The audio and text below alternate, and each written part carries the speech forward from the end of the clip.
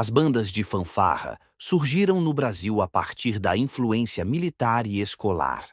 Inspiradas nas bandas marciais dos exércitos europeus, começaram a aparecer no início do século XX, ganhando força principalmente a partir da década de 1930, quando o governo estimulava atividades cívicas e desfiles patrióticos nas escolas.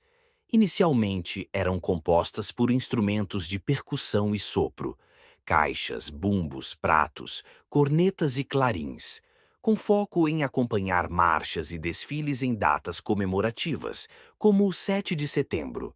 Com o tempo, foram se popularizando no ambiente escolar, se tornando espaços de formação musical, disciplina e integração comunitária. Na década de 1960 e 1970, as fanfarras se consolidaram em colégios e comunidades, passando a incluir também coreografias, balizas e evoluções que tornavam as apresentações mais artísticas e competitivas. Esse movimento transformou a fanfarra em um símbolo da cultura popular urbana, preservado até hoje como herança de resistência cultural, educação musical e expressão coletiva.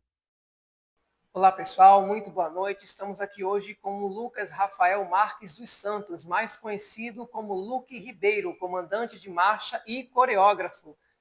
Luque, conta pra gente um pouquinho como e quando você teve o primeiro contato com bandas de fanfarras. O meu primeiro contato com banda de fanfarras foi quando eu tinha 6 anos, na escola Maria Conceição da Paz, em Maranguape 2, onde eu fui convidado pelo saudoso mestre Tamar, e lá a gente compôs a corporação, e eu tive meu primeiro contato, conhecendo pessoas novas em um mundo totalmente diferente, dentro dessa incrível construção cultural que a gente tem dentro das comunidades, fazendo um processo de permanência artística das próximas gerações. Então, foi uma vivência histórica muito boa, e inclusive por isso que até hoje eu vivencio dentro dos movimentos marciais. Qual a importância das bandas e das fanfarras na sua vida pessoal e na sua trajetória cultural? A importância das bandas e fanfarras dentro das comunidades é nada mais nada menos do que um órgão de políticas públicas culturais, onde a gente traz a população para dentro da escola e a gente começa a fazer o processo de educação cultural com aqueles meninos, com aquela garotada. Então, o que é que acontece?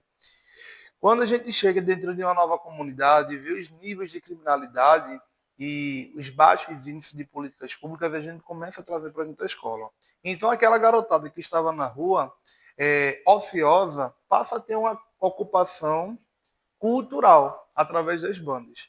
Então, a importância das bandas de fanfarras dentro do estado, dentro do município, é gigantesca, porque a gente está oportunizando o acesso à cultura e o acesso à educação cultural.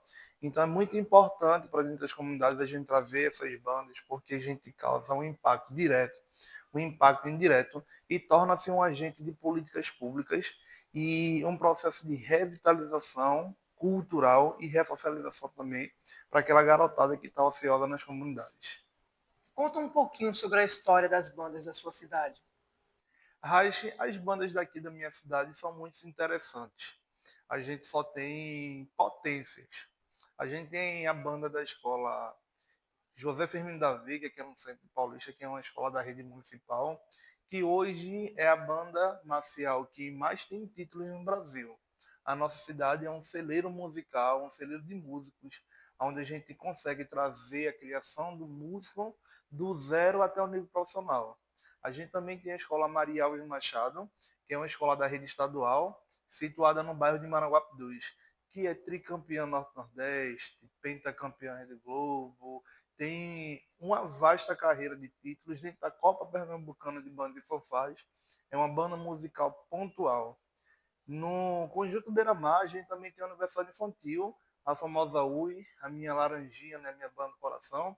Hoje ainda continuo integrando ela, apesar que a gente está desativado desde a pandemia, mas provavelmente o próximo ano a gente deve estar voltando às atividades, onde a gente é uma das únicas escolas, fora o Firmino da Veiga, que tem o troféu da Rede Globo de forma permanente.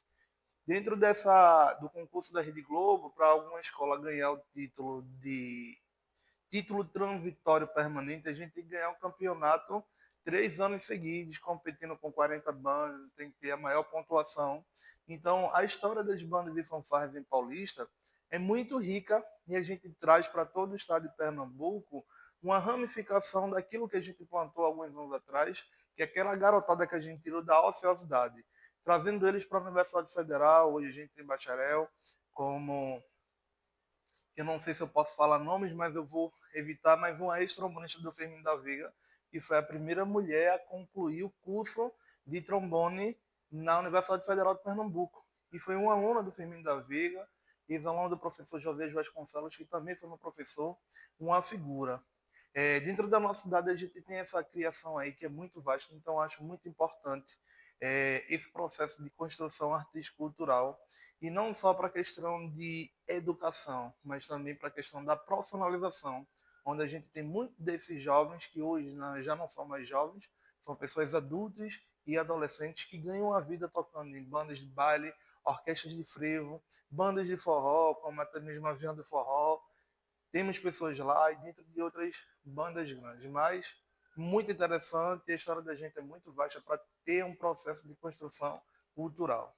Qual foi a sensação na primeira vez que você tocou ou participou de uma apresentação de bandas? A minha sensação a primeira vez de ter participado do Ciclo Marcial foi estupenda.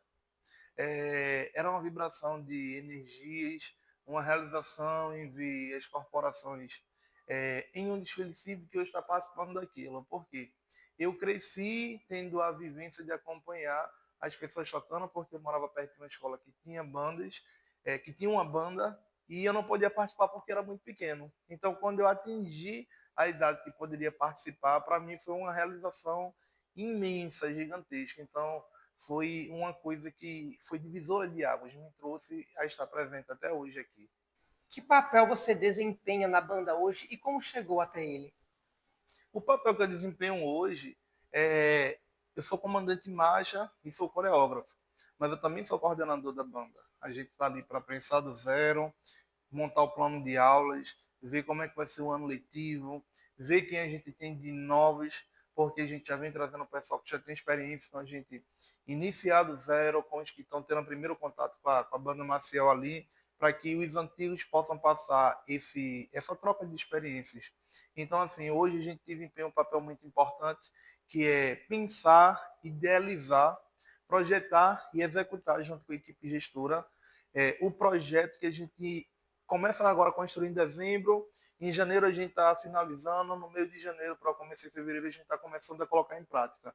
Então o papel hoje que eu desempenho eu vejo como um papel de grande importância, que a gente não pode deixar de fazer o processo de planejamento e execução, e também, claro, a gente não poderia deixar de fazer o processo de formação, a gente também dá aula, a gente pega na mão do menino, a gente pega na mão da menina e a gente leva e direciona até o processo de execução para que ele se torne mais um profissional dentro desse ciclo incrível. Compartilhe uma lembrança marcante que você viveu dentro da banda.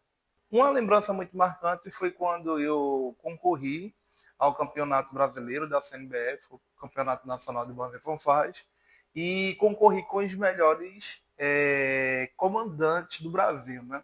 Concorri com José Dantas, da Paraíba, com Claudinha, de São Paulo, que é de Marista Pio XII, a SEDEC, que é a Orquestra Militar de Percussões de lá da Paraíba, enfim, com as maiores bandas, e tive a oportunidade de ganhar o concurso e me tornar campeão brasileiro, né, da LBF, que é a Liga Brasileira de Bandas de Fanfarras.